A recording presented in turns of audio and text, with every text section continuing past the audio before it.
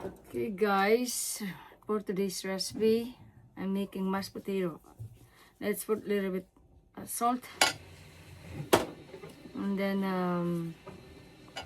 black pepper.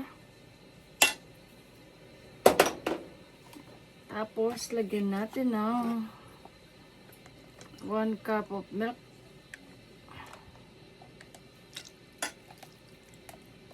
Okay.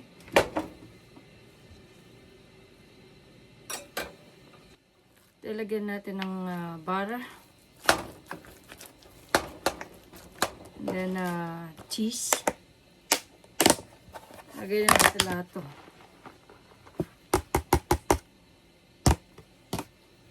Okay. Mix it.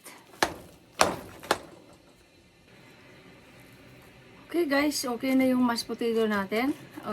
Gagawa naman tayo ng sauce. Okay guys, I got butter here and a little bit avocado oil, then bacon. Gagawa tayo ng loaded sauce. Okay?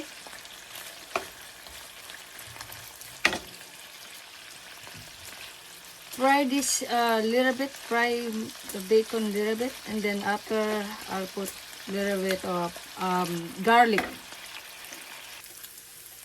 Okay guys, maglagay tayo ng isang spoon na garlic. Okay.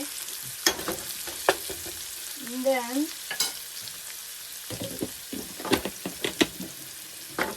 lutuin natin ng konti. Then lagay na natin yung mushroom, yung sliced mushroom po. I don't have a fresh mushroom, so I have sliced mushroom. That's all I got.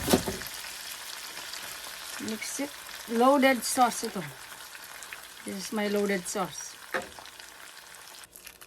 Okay guys, lagyan natin ng chicken cube. At saka black pepper. Okay. And then yung corn.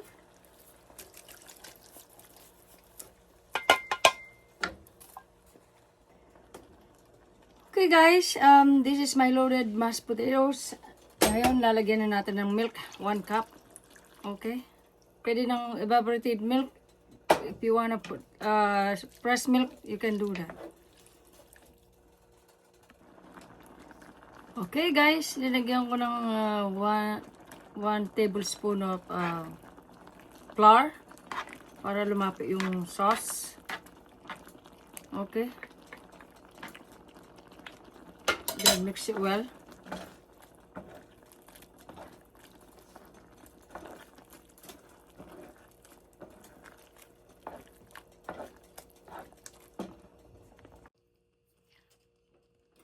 Okay guys, tapos na yung loaded mashed potato natin.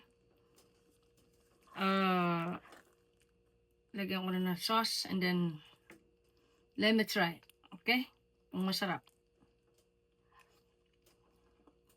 Kain, just eat. Thanks for watching. Bye-bye. It's delicious.